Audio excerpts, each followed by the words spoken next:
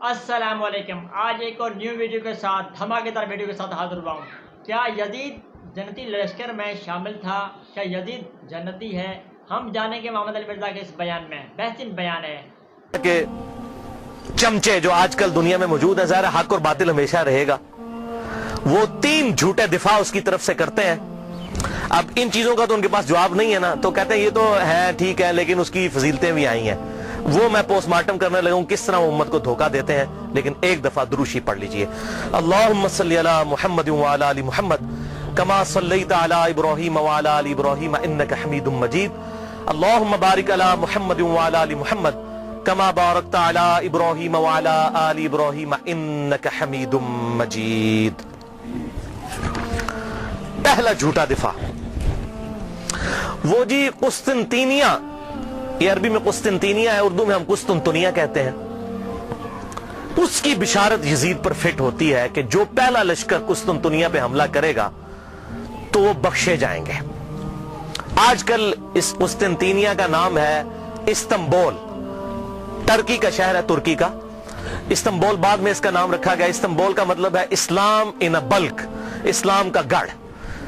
تو پہلے یہ کیسر روم، جو رومن امپائر دنیا کی سب سے بڑی امپائر تھی، جو جنگ یرموک میں گھٹنے ٹیک گئی سیدنا عمر کے سامنے، یہ اس کا گڑھ تھا قسطنطینیہ. اب وہ حدیث سن لیں کس طریقے سے یہ دھوکہ دیتے ہیں. صحیح بخاری میں انٹرنیشنل نمبر کے مطابق 2924 نمبر حدیث ہے کہ آپ صلی اللہ علیہ وسلم نے ارشاد فرمایا، میری امت کا پہلا لشکر جو کیسر روم کے شہر پر جنگ کے لیے جائے گا، اللہ نے ان کی مغفرت کر دی ہے. صحیح بخاری 2924. اس میں قسطنطینیہ کا ذکر ہی کہیں موجود نہیں ہے، کیسر روم کا شہر. اور حضور صلی اللہ علیہ وسلم کے زمانے میں کیسر روم کا شہر جو تھا حمص تھا. اگر اس شہر کو مانا جائے تو ابو عبیدہ ابن جرح، حضرت عمر فاروق رضی اللہ تعالیٰ عنہ کے دور میں انہوں نے حمص کے اوپر حملہ کیا تھا. وہ یہ بشارت ان کے لیے ہے. یزید کی پیدائش سے بھی 20 سال پہلے کی بات، 15-20 سال پہلے کی. لیکن وہ کہتے ہیں نہیں جی حمص پہ حملہ کرنے سے پہلے کیسر روم وہاں سے بھاگ کے قسطنطنیہ میں چلا گیا تھا. ٹھیک ہے، اسی تو پیچھے نسنے جناب، تو ہم چھڑ دیں نہیں، چور نو گھر تک پہنچا کے آوانگے. تو اس لیے یہ ابو عبیدہ ابن جرح کے لیے بشارت نہیں ہے، کیونکہ ابو عبیدہ ابن جرح نے جب حملہ کیا تو وہ پہلے کیسے روم اپنا دارالخلافہ چھوڑ کے قسطنطنیہ میں چلا گیا تھا. چلو دی for the sake of argument agree. تو اس میں ہے کہ امت کا پہلا لشکر جو قسطنطنیہ پہ حملہ کرے گا. اگر میں آپ کو کہوں کہ انڈیا اور پاکستان کی پہلی جنگ 1997 میں کارگل کی ہوئی ہے تو آپ مان لیں گے؟ نہیں. آپ کہیں گے جناب عقل کے ناخن لیں، 97 میں جنگ ضرور ہوئی تھی لیکن پہلی نہیں تھی. پہلی 1948 میں ہوئی، دوسری 1965 میں ہوئی، تیسری 1971 میں ہوئی، چوتھی کارگل میں ہوئی 1997 میں. اور اگر پاکستان اور انڈیا کی پہلی جنگ کی میں بات کر رہا ہوں تو آپ کو پتا ہوگا اس سے مراد 1948 ہے. 1997 اگر لیں گے تو میں کہوں گا آپ اپنے دماغ کا علاج کروائیں. تو یہاں پر بشارت ہے کہ پہلا لشکر جو حملہ کرے گا قسطنطینیہ کے اوپر، یا قسطنطنیہ ہم اردو میں کہتے ہیں، اس کے لیے ہے یہ بشارت. وہ پہلا لشکر کون سا تھا؟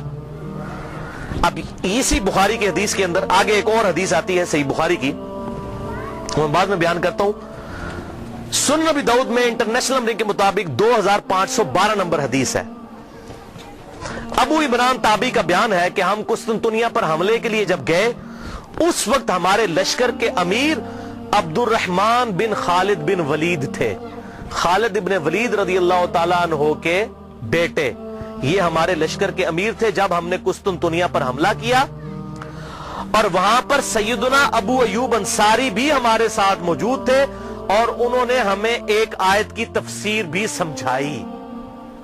اور پھر سیدنا ابو ایوب انصاری رضی اللہ تعالیٰ عنہ قسطنطنیہ کے حملوں میں شریک ہوتے رہے حتیٰ کہ ایک حملے کے دوران وہ فوت ہو گئے اور وہیں پر دفن ہوئے. تو جس حملے میں حضرت ابو ایوب انصاری فوت ہوئے وہ حملہ پہلا ہوگا یا جس میں وہ زندہ تھے وہ پہلا ہوگا؟ جس میں زندہ تھے اس لشکر کے امیر تھے عبد الرحمن بن خالد بن ولید. یہ کوئی تاریخ نہیں میں پڑھ رہا ہوں, سنن نبی داؤد 2512. اب بخاری سے وہ لیتے ہیں, حدیث اٹھاتے ہیں اور فٹ کرتے ہیں یزید پہ. وہ سن لیں, صحیح بخاری کتاب التہجد چیپٹر میں 1186 نمبر حدیث ہے کہ ابو ایوب انصاری موجود تھے قسطنطنیہ پہ حملے میں رضی اللہ تعالیٰ عنہ, اور اس وقت لشکر کا امیر یزید ابن معاویہ تھا. یہ 54 ہجری کی بات ہے, کیونکہ اس وقت امیر معاویہ مسلمانوں کے حاکم تھے, انہوں نے اپنے بیٹے کو لشکر کا امیر بنایا. یہ 54 ہجری کا واقعہ ہے. اور اسی حدیث میں موجود ہے ابو ایوب انصاری رضی اللہ تعالیٰ عنہ اسی حملے کے دوران جس میں امیر لشکر یزید تھا فوت ہو گئے. تو جس حملے میں وہ فوت ہوئے وہ لشکر پہلے ہے, یا جس میں وہ زندہ تھے اور حدیثیں بیان کرتے رہے وہ پہلے ہے؟ اور اس میں اس کے بعد کتنے حملے ہوئے؟ یہ بھائی یزید والا لشکر 7واں یا 8واں لشکر تھا, اور وہ جو میں نے پہلے بیان کیا وہ بھی پہلا نہیں تھا, وہ دوسرا تھا. پہلا لشکر جو یزید سے بہت پہلے 33 ہجری میں, جب ابھی یزید کی عمر 5-6 سال تھی, اس وقت پہلا لشکر حملہ آور ہوا, اور اس کا ذکر موجود ہے احادیث کی کتابوں کے اندر.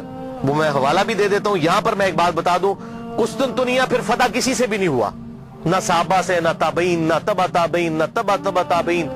یہ جا کر تقریباً پھر 9ویں صدی کے اندر 800 سال کے بعد سلطان محمد فاتح نے قسطنطنیہ فتح کیا تھا, 900 سال کے بعد.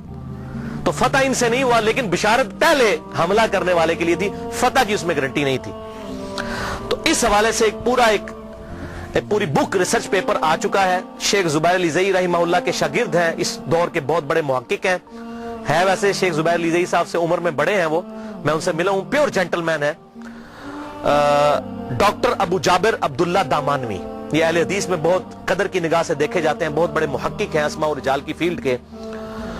اور یہ خود پہلے یزیدی پارٹی سے تعلق رکھتے تھے. انہوں نے خود اپنا واقعہ بھی لکھا کہ میں پکا یزیدی تھا, کیونکہ محمود احمد عباسی وہ ناسبی منکرین حدیث, اور فیض عالم صدیقی جو جیلم کا ناسبی تھا یزیدی منکرین حدیث, تو اس سے متاثر تھے. لیکن جب یہ محمود احمد عباسی کو ملنے گئے تو اس نے ان کے سامنے کہہ دیا, ہاں بخاری کھوتے نے بھی بخاری میں وہ حدیث لے لی ہے 3748 کہ حسین علیہ السلام کا سر لا کر جو ہے وہ عبید اللہ ابن زیاد کے سامنے رکھا گیا. اس کھوتے بخاری نے بھی حدیث نقل کی ہے. اس کے پیچھے چل رہی یزیدی پارٹی جو حضرت امام بخاری کو کھوتا کہتا تھا, محمود احمد عباسی, انگریزوں کا پٹھو. اس سے متاثر ہوئے اور وہ جناب انہوں نے کتابیں لکھ دی تھی, وہ امیر المومنین یزید ابن معاویہ, یہ وہ تھا. تو جب یہ ابو جابر دامانوی صاحب کہتے ہیں, میں نے اس کی الفاظ یہ سنے, میں نے کہا یہ لوگ جو محدثین کے بارے میں ایسی ننگی لینگویج استعمال کرتے ہیں, یہ لوگ ہاتھ پر نہیں ہو سکتے منکرین حدیث. پھر کہتے ہیں میں نے مکمل تحقیق کی, پھر انہوں نے یہ 120 صفحات پر مشتمل کتاب لکھی ہے, اور اس کتاب کا عنوان ہے یزید ابن معاویہ اور جیش مغفور اللہم, یعنی جو مغفرت یافتہ گروہ ہے اس کا ذکر. وہ سارے انہوں نے قسطنطنیہ کے اوپر جو حملے ہوئے وہ تمام حملے ایک ایک احادیث کی کتابوں سے لکھ کر رد کیا. 120 صفحوں پہ یہ کتاب ہے. ابو جابر السلفی لائبریری کراچی سے شائع شدہ ہے, میرے پاس موجود ہے. جس کو پی ڈی ایف چاہیے ہو انشاءاللہ میں 1-2 دن میں سکین کروا کر انشاءاللہ اپنے پاس رکھ لوں گا, تو مجھے ای میل کریں mirza_95@yahoo.com, اس پہ میں آپ کو بھیجوں گا. اس میں انہوں نے ٹروتھ ریویل کیا کہ نہ تو قسطنطنیہ پہ حملہ پہلا یزید نے کیا, اور نہ ان کے والد معاویہ بن ابی سفیان رضی اللہ تعالیٰ عنہ نے کیا, بلکہ سب سے پہلا حملہ قسطنطنیہ پہ جس شخص نے کیا وہ حضرت عبداللہ ابن زبیر کے بھائی تھے, منذر بن زبیر رحمہ اللہ, جو حضرت زبیر عشرہ مبشرہ کے بیٹے تھے. 33 ہجری میں انہوں نے یہ حملہ کیا, اور اس کا ذکر مسند امام احمد میں, مصنف عبد الرزاق میں, سنن نبی داؤد میں اور سنن طبرانی میں صحیح سند کے ساتھ موجود ہے. وہ ساری احادیث انہوں نے اس کتاب کے اندر جمع کی الحمدللہ. لہذا یہ بالکل جھوٹ بولتے ہیں کہ جی وہ بشارت اس پہ فٹ ہوتی ہے, اس پہ فٹ ہی نہیں ہوتی, کسی اعتبار سے فٹ نہیں ہوتی. اور یہی وجہ ہے کہ ڈاکٹر ذاکر نائک نے جب فٹ کی, اس سے سوال پوچھا گیا, وہ کہتا ہے جی امام غزالی نے لکھا ہے. ویسے آپ کہتے ہیں قرآن اور صحیح حدیث, تو امام غزالی کا کیا لینا دینا قرآن اور صحیح حدیث؟ امام غزالی تو آپ کے نزدیک صوفی ہیں, آپ صوفیوں کو تو ویسے ہی نہیں مانتے. تو صحیح سند سے بات کریں, احادیث کی کتابوں میں کیا لکھا ہوا ہے.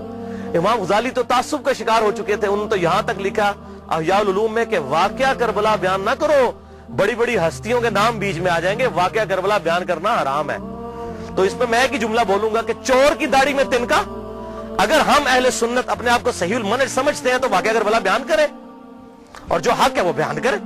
حضور صلی اللہ علیہ وسلم تو اس واقعے سے پہلے بیان کر رہے ہیں, اس واقعے کے بعد صحابہ کرام کو خواب میں آ رہے ہیں اور غمگین ہیں, اور آپ کہہ رہے ہیں بیان نہ کریں.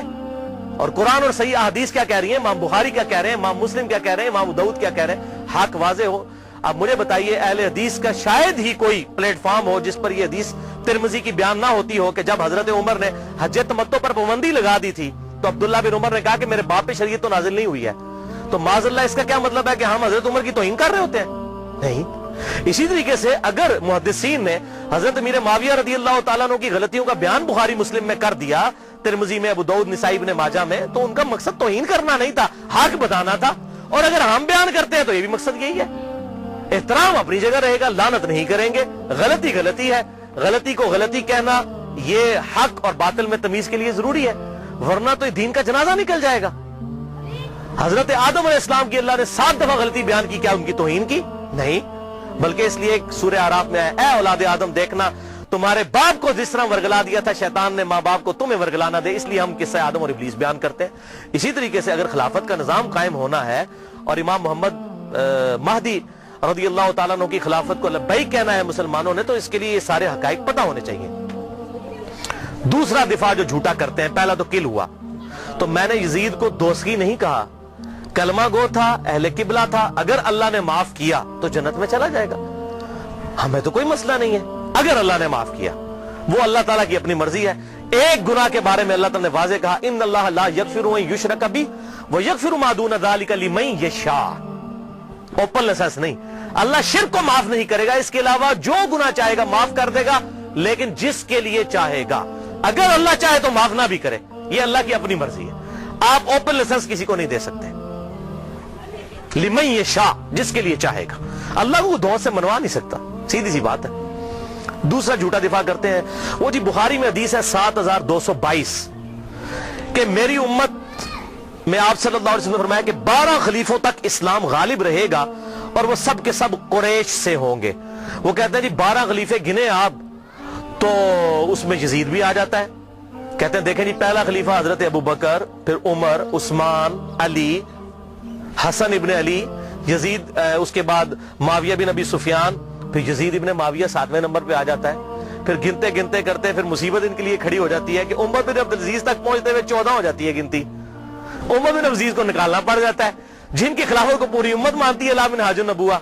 پھر 12 کدھر جائیں گے, تو پریشان ہو جاتے ہیں اور حدیث کی انٹرپریٹیشن غلط کرتے ہیں. یہ بخاری میں تو ایک طرق ہے نا, صحیح مسلم میں اس کے 8 طرق امام مسلم لے کر آئے ہیں اور ٹروتھ ریویل کر دیا. یہ 12 خلیفوں سے مراد کون سے خلیفے ہیں؟ صحیح مسلم میں انٹرنیشنل نمبر کے مطابق 4705 سے لے کر 4712 تک. قربان جاؤں امام مسلم کے 8 طرق لکھے تاکہ یہ 12 خلیفوں والی, یہ جو اہل تشیع جو ہے 12 امام والا مسئلہ سے نکالتے ہیں, یہ 12 خلیفوں, بھائی 12 امام والا بھی چکر کوئی نہیں ہے, وہ خلیفے بھی یہ والے نہیں ہیں. ان خلیفوں سے مراد کون ہے وہ سن لیں. صحیح مسلم انٹرنیشنل نمبر کے مطابق 4711 آپ صلی اللہ علیہ وسلم نے فرمایا یہ دین قیامت تک قائم رہے گا اور ان پر 12 خلیفے ہوں گے. قیامت تک 12 خلیفے ہوں گے.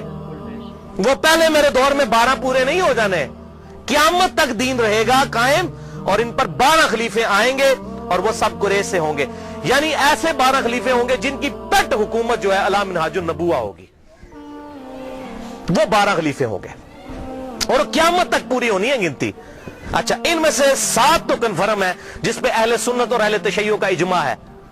ایون امام ابن تیمیہ جیسی شخصیت بھی منہاج السنہ میں لکھتے ہیں کہ ہم نہ تو حضرت امیر معاویہ رضی اللہ تعالیٰ عنہ کو خلیفہ راشد مانتے ہیں, نہ ان کے بیٹے کو.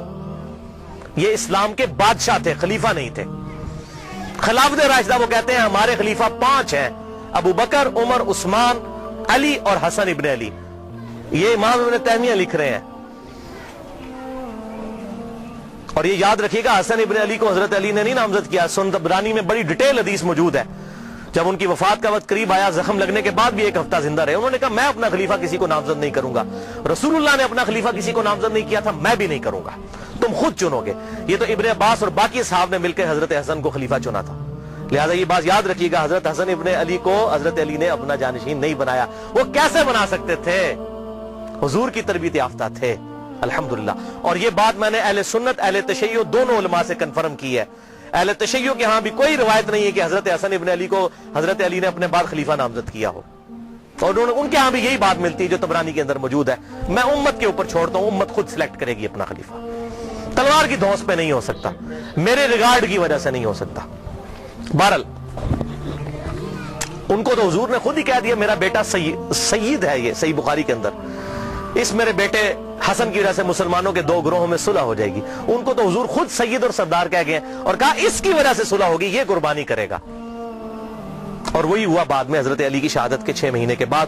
اور اسی کو امام ابن تیمیہ نے لکھا کہ حضور صلی اللہ علیہ وسلم نے فرمایا تھا خلافت 30 سال تک رہے گی، وہ 30 سال ربیع الاول 41 ہجری میں پورے ہوئے جب حسن ابن علی نے خلافت امیر معاویہ کے حوالے کی۔ اور اس کی ریزن کیا تھی، صلح حسن کیوں ہوئی، وہ میرا مسئلہ نمبر 101 دیکھ لیں، آپ کو حقائق کھل کر سامنے آ جائیں گے کہ یہ حضرت حسن ابن علی نے کیوں کام کیا، تاکہ حق لوگوں کے سامنے واضح ہو جائے۔ 20 سال کا دور دیکھیں پھر پتہ چل جائے گا اصل مسئلہ کیا تھا۔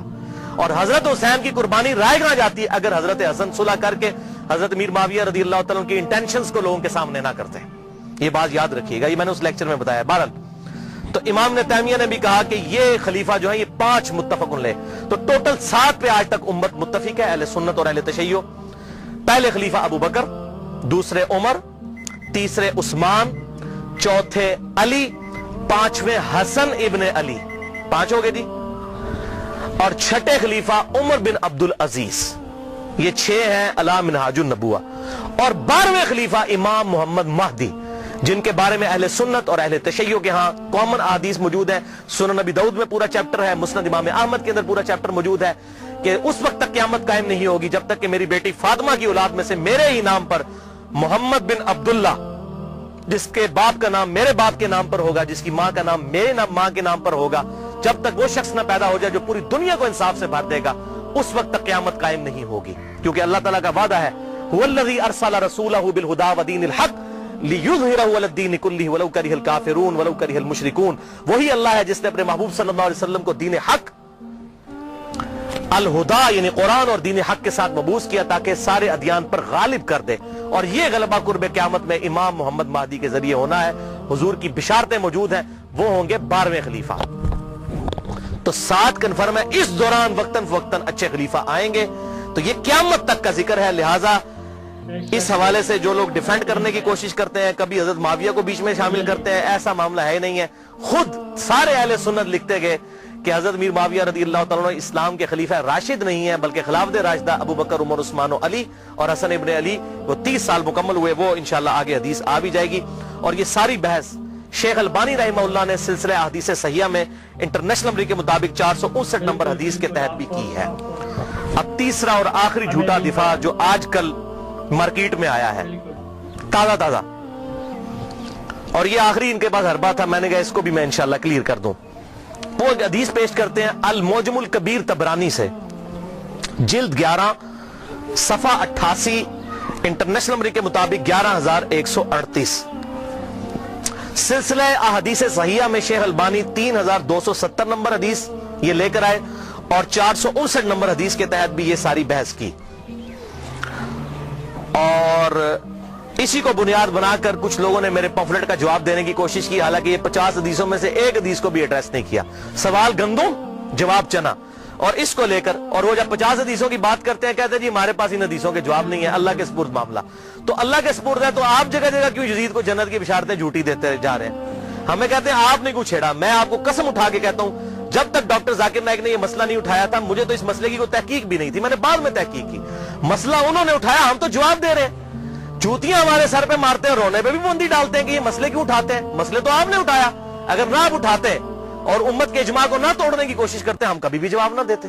تو یہ طبرانی کا میں نے حوالہ دیا، اور اس سے حدیث پیش کرتے ہیں کہ آپ صلی اللہ علیہ وسلم نے فرمایا، یہ بڑی کھینچ تان کے حسن درجے تک انہوں نے پہنچائی ہے، میں ابھی اس کی تحقیق کروں گا کہ یہ حسن درجے میں پہنچتی بھی ہے کہ نہیں، چلے میں اس کو for the sake of argument تسلیم بھی کر دیتا ہوں، کیونکہ اس میں ابن شہاب آتا ہے اور وہ مدلس ہے، ان سے روایت کر رہا ہے۔ اب یہ ابن شہاب اگر زوری ہے تو پکا مدلس ہے اور یہ روایت ضعیف ہے، اگر کوئی اور ہے پھر اس کو بھی چیک کرنا ہوگا، یہ تدریس۔ بہرحال میں for the sake of argument اس روایت کو صحیح مان لیتا ہوں کہ آپ صلی اللہ علیہ وسلم نے فرمایا کہ امت کے پہلے حصے میں نبوت اور رحمت ہوگی، پھر خلافت اور رحمت ہوگی، پھر بادشاہت اور رحمت ہوگی، پھر امارت اور رحمت ہوگی، پھر تم امارت کے لیے ایسے لڑو گے جیسے گدھے آپس میں لڑتے ہیں، उस वक्त तुम पर जिहाद फर्ज होगा, और बेहतरीन जिहाद यह होगा कि मुसलमान हुकूमत की सरहद के ऊपर जाकर काफरों के खिलाफ जिहाद किया जाए, मुसलमानों को कत्ल ना करें आप। यह हदीस वो पेश करते हैं। तो भाई पहले इस हदीस को खुद पढ़ लें। आप सल्लल्लाहु अलैहि वसल्लम ने क्या फरमाया? नबूवत और रहमत, फिर खिलाफत और रहमत, फिर मलूकियत और रहमत। उसको खिलाफत नहीं कहा, मलूकियत कहा, बादशाहत। तो ये कहते हैं ये जो मलूकियत और रहमत है ना, इससे मुराद हजरत मीर मुआविया रदी अल्लाह तआला अन्हु है। और अमारत और रहमत, इसको उन्होंने फिर बताया नहीं कि फिर इससे मुराद कौन है। इतनी शर्म आई कि यजीद इब्न मुआविया को नहीं कहना चाहिए, इसको स्किप ही कर गए उसके अंदर। ये गुलाम मुस्तफा ज़हीर साहब हमारे जेल के आलिम हैं, बहुत बड़े, मैं उनकी इज्जत भी करता हूं, मुहक्किक आदमी है। लेकिन जब बंदा एक हठधर्मी पर उतर आए, कोई बड़ा बंदा भी, तो गलती उसकी पॉइंट आउट करनी चाहिए। अस्सुन्ना रिसाला नवंबर 2012 से अप्रैल 2013 तक के दौरान, शुमारा नंबर 49 से 54 तक, बल्कि उन्होंने मेरा नाम भी ढके छुपे अल्फाज में क्लियर कट नाम लिख दिया और ये इस तरह करने की कोशिश की, वो किसी बात का जवाब नहीं दिया। तो उसमें उन्होंने एक अमारत और रहमत, इसको स्किप भी कर गए इसकी तशरीह को। उनको पता था यजीद का भी नाम लेना पड़ा है, मामे दे पुत्र का, नहीं लिया। तो वो कहते हैं जी देखें जी ये बादशाहत और रहमत है, तो ये हजरत मीर मुआविया रदी अल्लाह तआला की हुकूमत जो है ये रहमत थी उम्मत के लिए। अच्छा जी ठीक है, खिलाफत और रहमत नहीं कहा, मलूकियत और रहमत, बिल्कुल रहमत थी। क्यों? उनके बाद उनसे वर्ष दौर आया, आने वाले अदवार से कंपेयर करें, वाकई मुसलमानों के लिए रहमत थी। यजीद के बाद उससे जालिम लोग आए, मैंने बताया हज्जाज इब्न यूसुफ बाद में आया जिसने खाना काबे को तोड़ दिया और अब्दुल्ला इब्न जुबैर को कत्ल करके उनकी लाश भी लटका दी, सही मुस्लिम के रेफरेंस से मैंने बताया। जैसे हम यहां भी पाकिस्तान में क्या होता है, एक गंदी हुकूमत आती है, लोग फुल उसको बुरा कहते हैं, जब उसके बाद उससे अगली वर्ष हुकूमत आती कहते हैं यार इस तरह मुशर्रफ का दौर चंगा सी। अभी लोग कहना शुरू हो गए यार जरदारी का दौर बेहतर था। ठीक है जी, बिजली इतनी महंगी तो नहीं थी, तो इसका क्या मतलब, जब जरदारी का दौर था तो बहुत बेहतर था, जब मुशर्रफ का अपना दौर था तो बेहतर था। कंपैरेटिवली बात की जाती है। अब मैं आपको सलफ का फाहम इस हदीस के ऊपर बता देता हूं कि इससे मुराद यह है कि कॉन्टिन्यूसली इस्लाम के अंदर जवाल आता जाएगा इस्लामी हुकूमतों के अंदर, लिहाजा उसको अगर खिलाफत राशिदा से कंपेयर करें तो वह काट खाने वाली मलूकियत थी, और अगर आने वाले दौर से कंपेयर करें तो रहमत थी। अब ये मैं अपनी तरफ से बात नहीं कर रहा हूं, ये मैं आपको एक सहाबी का फतवा बताने लगा हूं। जामिया तिर्मिज़ी में इंटरनेशनल नंबर के मुताबिक 2226, सुनन नबी दाऊद 4646, मुस्नद इमाम अहमद 18430, जिल्द 4 सफा 273, और सिलसिला अहादीस सहीहा जिल्द 1 सफा 742, और हदीस नंबर 459, शेख अलबानी मुहद्दिस आजम सऊदिया अरब, उन्होंने भी हदीस नकल की। मैंने सारे हवाले दे दिए। हजरत सैयदुना सफीना रदी अल्लाह तआला अन्हु और हजरत नुमान इब्न बशीर रदी अल्लाह तआला अन्हु से रिवायत है कि आप सल्लल्लाहु अलैहि वसल्लम ने फरमाया खिलाफत अला मिनहाजुन नबुव्वा मेरी वफात के बाद 30 साल तक रहेगी, उसके बाद काट खाने वाली मलूकियत का दौर शुरू हो जाएगा 30 साल के फौरन बाद, यानी सुलह हसन के बाद। उसके बाद जाबिर हुक्मरानों का दौर आएगा, और फिर क़यामत से पहले एक दफा दोबारा खिलाफत अला मिनहाजुन नबुव्वा कायम होगी, यानी वो खिलाफत होगी सैयदना इमाम मोहम्मद महदी की। यह आप सल्लल्लाहु अलैहि वसल्लम ने 4 अदवार गिनवाए अपने बाद। पहला दौर कौन सा? खिलाफत राशिदा, अबू बकर, उमर, उस्मान, अली, हसन इब्न अली। दूसरा काट खाने वाली मलूकियत जो हजरत मीर मुआविया रदी अल्लाह तआला अन्हु के दौर से शुरू होकर 1000 साल तक बनु अब्बास और बनु उमैया की हुकूमत रही। बाप मरता था, बेटे को खलीफा बनाता था, 4-4 बेटों को अपने बाद खलीफा बना देते थे। अब बुखारी मुस्लिम उठा के देख ले किस तरीके से इन्होंने बंदर बाट की है। आज के हुक्मरानों ने भी वो काम नहीं किया, इसलिए मैं कहता हूं उस मुल्कियत से आज की जमहूरियत करोड़ गुना बेहतर है। कम से कम पब्लिक से तो पूछा जाता है, वो तो तलवार की जोर पर मुसल्लत हो जाते थे। तीसरा दौर कहा जाबिर हुक्मरानों का। जाबिर हुक्मरान ये जहां पर कलोनियल पावर्स आ गई, कहीं फ्रेंच आ गए, कहीं पर ये जो है वो अंग्रेज आ गए और पूरी दुनिया के अंदर मुसलमानों पर इन्होंने कब्जा किया। फिर ये दौर भी अल्हम्दुलिल्लाह खत्म हुआ। अब हम आखिरी दौर में हैं, नशत सानिया इस्लाम की शुरू हो चुकी है, खिलाफत अला मिनहाजुन नबुव्वा अब कायम होनी है। 3 हमने वो अदवार गुजार लिए। अच्छा, इसी हदीस में तिर्मिज़ी और अबू दाऊद का जो मैंने हवाला दिया और मुस्नद अहमद का और सिलसिला हदीस सहीहा का, और ये हदीस अल मुस्तदरक अल हाकिम में भी 4697 मौजूद है। इसमें शेख अलबानी ने पूरी बहस की है। तिर्मिज़ी और अबू दाऊद में आगे अल्फाज चलते हैं कि हजरत सफीना ने कहा कि बेटा गिन अब खिलाफत राशिदा कितनी है, हो सकता है बाद में कोई नासबी माने ही ना, तो उन्होंने कहा इस हदीस में मौजूद है बेटा गिन, अबू बकर के 2 साल, उमर के 10 साल, عثمان کے 12 سال اور علی کے 6 سال. تو شاگرد نے کہا کہ حضرت امیر معاویہ رضی اللہ عنہ کی پارٹی جو اس وقت حکمران ہے بنو زرقا، بنو امیہ، زرقا کہتے ہیں نیلی آنکھوں والے، یہ نیلی آنکھوں والے تھے، خطرناک لوگ، بنو زرقا. یہ تو کہتے ہیں کہ علی علیہ السلام خلیفہ ہی نہیں ہے. یہاں پر امام ابو داؤد نے علی علیہ السلام لکھا. ابو داؤد 4646.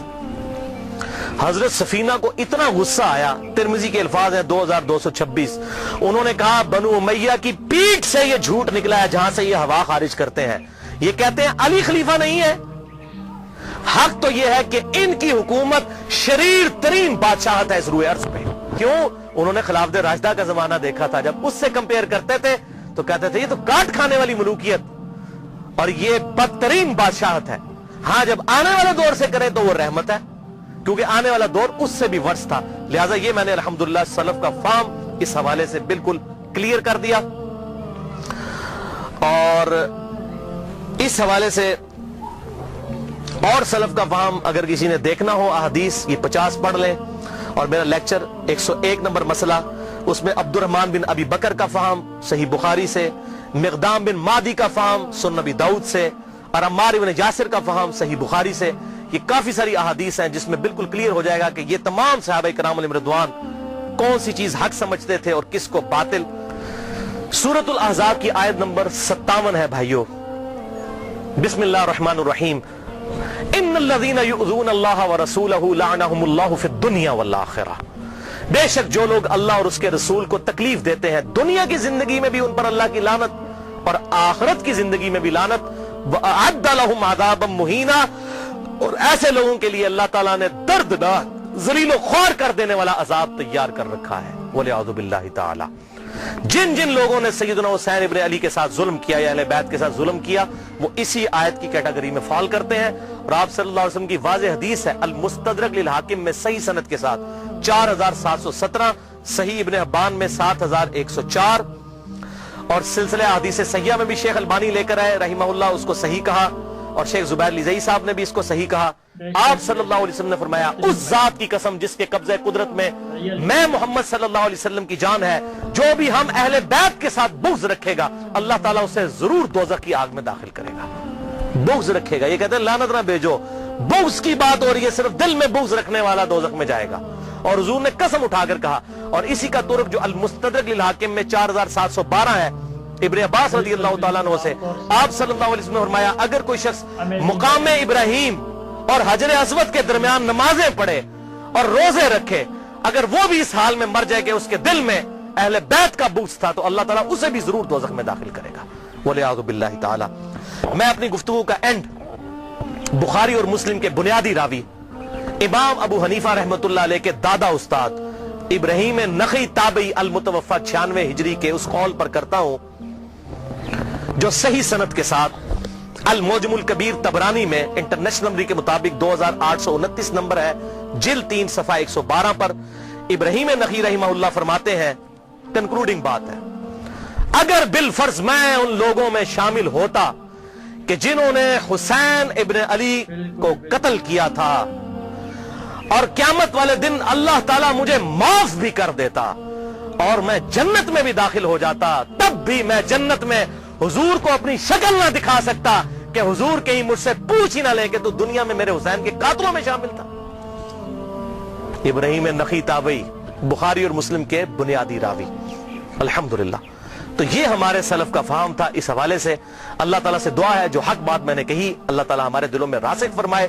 اگر جس بات میں میرے منہ سے کوئی غلط بات نکل گئی تو اللہ تعالیٰ ہمارے دلوں سے معاف کر دے. ہمیں کتاب و سنت کی تعلیمات پر عمل کر کے دوسرے بھائیوں تک پہنچانے کی توفیق عطا فرمائے. بھائیو یہاں پر میں آخر میں ایک اعلان کر دوں اس حوالے سے دوبارہ سے کہ میرے ریسرچ پیپر ضرور پڑھیں، PDF کاپی مجھ سے منگوا لیں. Mirza_95@yahoo